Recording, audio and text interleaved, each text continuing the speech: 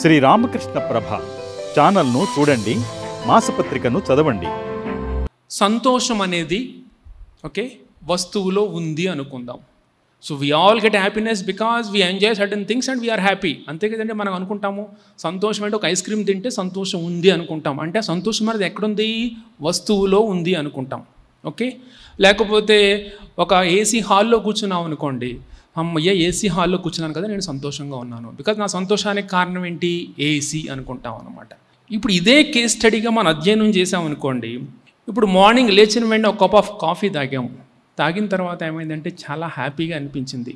తర్వాత ఇంకొక గంటకి ఇంకొక కప్పు తాగిన తర్వాత మొదటి కప్పు తాగినంతగా అనిపించలేదు ఆనందం.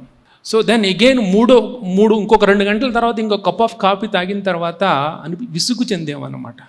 మరి ఇప్పటి వరకు ఏమనుకున్నాము? ఈ కప్ ఆఫ్ కాఫీ నాకు సంతోషాన్ని ఇచ్చింది అన్నప్పుడు మరి 2వ కప్పు, 3వ కప్పు, 4వ కప్పు కూడా నాకు అదే సంతోషాన్ని ఇవ్వాలి కదా. ఇప్పుడు దీన్ని బట్టి ఏం తెలుస్తుంది? సంతోషం అనేది ఎందులో లేదు? వస్తువులో లేదు. ఇది దృష్టిలో పెట్టుకోవాలి. అర్థమవుతుందండి. ఇంకోటి ఏం ఆలోచిస్తూ ఉంటామంటే సంతోషం అంటే వాళ్ళకు ఉన్న వాటితో వాళ్ళు సంతోషంగా ఎలా ఉన్నారా అని ఆలోచిస్తూ ఉంటాం. Always we look at the others, వాళ్ళకి ఏమేమి ఉన్నాయి, వాటితో వాళ్ళు ఎంత సంతోషంగా ఉన్నారని ఆలోచిస్తూ ఉంటాము. కానీ ఇంకో కేస్ స్టడీ చేద్దాం. సో ఒకళ్ళకి పిల్లలు లేరు, సంతానం లేరు. పిల్లలు పుట్టిన తర్వాత ఎంతో ప్రేమగా అల్లారు ముద్దుగా పెంచుకున్న తర్వాత వాళ్ళు చదివైన తర్వాత ఒక ఇంటర్మీడియట్ ఇంజనీరింగ్కి వచ్చిన తర్వాత అమ్మా నాన్నల మాటలు వినడం మానేశాడు. So always is trying to disobey parents words. వాళ్ళ అమ్మా నాన్నల మాటలను తిరస్కరిస్తున్నాడు. ఇప్పుడు వాడికి 19 సంవత్సరాల పాటు పిల్లల కన్నా సంతోషం, ఆనందం ఏమైందంటే ఎప్పుడైతే పిల్లల్లో వాళ్ళని తిరస్కరించడం మొదలుపెట్టారో వాళ్ళ వ్యతిరేకత వచ్చిందనమాట. ఇప్పుడు ఏమైంది? సంతోషం మిగిలిందా? ఇప్పుడు మిగలలేదన్నమాట. దీన్ని బట్టి ఏం తెలుస్తుందంటే సంతోషం అనేది వస్తువులలో లేదు. ఇంకో విషయం గుర్తుంచుకోవాలి ఏంటంటే ఇప్పుడు మనం వీళ్ళు ఇక్కడ అదర్శనం ఎదుటి వాళ్ళకు ఉన్న వాటితో వాళ్ళు సంతోషంగా ఉన్నారంటే ఎప్పుడూ మనకు కనపడదు అనమాట. మనకి సంతోషం అనేది హౌ దే ఆర్ లివింగ్, వాళ్ళు ఎలా జీవిస్తున్నారు అన్న దాని మీదే సంతోషం ఆధారపడుతూ ఉంటుంది తప్ప వాళ్ళకి వాట్ దే హ్యావ్ అన్న దాని మీద ఎప్పుడూ సంతోషం ఆధారపడదు. ఇది దృష్టిలో పెట్టుకోవాలి.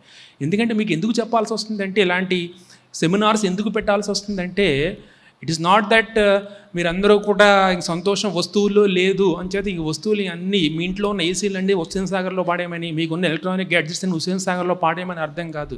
So when you understand this is the thing అనుకుంటాం అనమాట. అయ్యో నా దగ్గర ఐఫోన్ లేకపోయినప్పుడు కూడా నేను సంతోషంగా ఉండగలను కదా అనుకోవాలి, అంతే తప్ప. ఐఫోన్ ఉంటే హ్యాపీగా వాడుకోండి, తప్పేమీ లేదు. కానీ ఐఫోన్ లేకపోతే ఇంకా నాకు జీవితంలో సంతోషమే లేదనుకోవడమే భ్రమ. దానికోసమే ఈ సెమినార్స్ అన్నీ కూడా. అంచేది ఇక్కడ ఏం చెప్తుంది? So we are not happy. So for example we are happy because what we have అన్న దాని మీద ఆధారపడదు. మనకున్న వాటి మీద మనం సంతోషంగా ఉంటామనేది అది క్రైటీరియా కాదు. మనము ఏ విధంగా నివసిస్తున్నాము, ఏ విధంగా లైఫ్ లీడ్ చేస్తున్నాము అన్న దాని మీదే మన సంతోషం ఆధారపడి ఉంటుంది అని ఈ కేస్ స్టడీస్ 2 కూడా చూపినాయి అనమాట.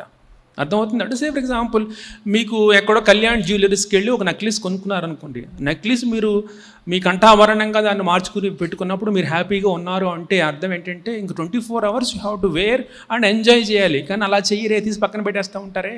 మరి ఏమైంది? అప్పుడు కూడా హ్యాపీగానే ఉన్నారు. కంఠాభరణం తీసి పక్కన పెట్టేసి లాకర్లో పెట్టేసినప్పుడు దుఃఖంగా ఉన్నారా? లేరు కదా. So ultimately what it gives is that only అదేదో వస్తువు అంతేగాని అది సంతోషానికి దారి చూపించేది అనుకోవడం అనేది అవివేకం. ఇది దృష్టిలో పెట్టుకోవాలి. ఇంకా ఇప్పుడు సంతోషం అనేది బయట వస్తువుల్లో లేదు అని చెప్పేసాం కదండి. మరి మనిషి బయట వస్తువుల్లో లేదు అన్నప్పుడు ఏదైనా ఒక వస్తువును ఆస్వాదం చేసినప్పుడు ఏసీలో కూర్చున్నప్పుడు ఆనందంగా ఉంటున్నాం కదా. ఆనందానికి రహస్యం ఏంటి అంటే ఉపనిషత్తు ఏం చెప్తుందంటే, తైత్రీయ ఉపనిషత్తు ఏం చెప్తుందంటే రసో వై సహా రసగ్గం ఏవాయం లబ్ధ్వా ఆనందీ భవతి అని చెప్తుంది. ఏదైనా నువ్వు హ్యాపీగా ఉండగలుగుతున్నావు, సంతోషంగా ఉండగలుగుతున్నావు అంటే కారణం వస్తువు కాదయ్యా, నువ్వు స్వతహాగా ఆనంద స్వరూపుడవు అని చెప్పింది ఉపనిషత్తు. ఎందుకంటే ఆత్మ, ఆ భగవంతుడు, నీలో ఉన్న భగవంతుడు ఏంటంటే వాడు స్వతహాగా సహజ సిద్ధంగా వాడు ఆనంద స్వరూపుడు. కాబట్టి you are getting that happiness from him, not because of the thing outside అని చెప్పింది అనమాట.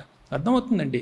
సో నీలో ఉన్న ఆనంద స్వరూపుడు, రసస్వరూపుడు, ఆత్మస్వరూపుడై భగవంతుడై ఉన్నాడు కాబట్టి వాడి నుంచి నువ్వు ఆనందాన్ని పొందుతున్నావే తప్ప వస్తువులో లేదు అని చెప్పింది. శ్రీరామకృష్ణులు క్లాసికల్ ఎగ్జాంపుల్ ఇస్తారనమాట. ఒక ఒంటి ముళ్ళు తింటూ ఉంటుంది, ముళ్ళు త్రోని బుషెస్ ముళ్ళు తింటూ ఉంటుంది. అప్పుడు అనుకుంటుంది అబ్బాయి ఈ ముళ్ళు ఎంత టేస్ట్గా ఉన్నాయో అనుకుంటుంది అనమాట. ముళ్ళు తింటే టేస్ట్ ఎలా వస్తుందంటే ముళ్ళు నవ్వులుతున్నప్పుడు ఏమవుతుందంటే రక్తం కారిపోద్ది. మనం తినగలుగుతామా? ముళ్ళు తినలేం కదా.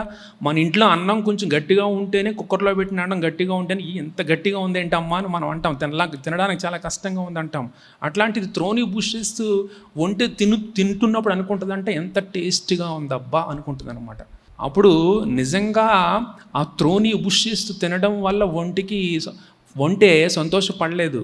ఆ తినడం వల్ల చిగుళ్ళ ద్వారా కారిన రక్తం ఏం చేసిందంటే అది టేస్ట్గా అనిపించింది అనమాట. ఈ పాయింట్ మీరు క్యాచ్ చేశారా లేదా? సో అదేవిధంగా ఒక బాహ్య వస్తువులో ఆనందం ఉంది, ఈ బాహ్య వస్తువే నాకు ఆనందాన్ని ఇస్తుంది అన్నది పొరపాటు. కారణం ఏంటంటే ఆ బాహ్య వస్తువు ద్వారా మీరు ఆనందాన్ని పొందట్లేదు. మీలో స్వతసిద్ధంగా ఆ పరమాత్మ ఆత్మతత్వమై ఉన్న దాని అసలు ఆనంద స్వరూపుడే కాబట్టి ఆనంద స్వరూపుడే మీకు ఆనందాన్ని ఇస్తున్నాడు. ఈ పాయింట్ మీరు గుర్తుపెట్టుకోవాలి. సో ఈ ఒంటి ఏ విధంగా అయితే ముళ్ళను తింటూ నేను హ్యాపీగా ఉన్నాను అనుకుందో, కానీ నిజంగా ఆ ముళ్ళు తినడం ద్వారా అది హ్యాపీగా లేదు. ఆ ముళ్ళు కొరకడం ద్వారా చిగుళ్ళ నుంచి వచ్చే రక్తము తనకు టేస్ట్గా ఉంది. సో అదేవిధంగా మనం పొందే బయట వస్తువుల ద్వారా పొందే ఆనందం బయట వస్తువుల ద్వారా మనం పొందట్లేదు. మనలో ఉన్న ఆత్మస్వరూపము, ఆ భగవత్ తత్వము, ఆనందమయుడు అతను ఇచ్చే ఆనందం ద్వారా we are just deriving some kind of joy from him and we are happy. ఇది దృష్టిలో పెట్టుకోవాలి.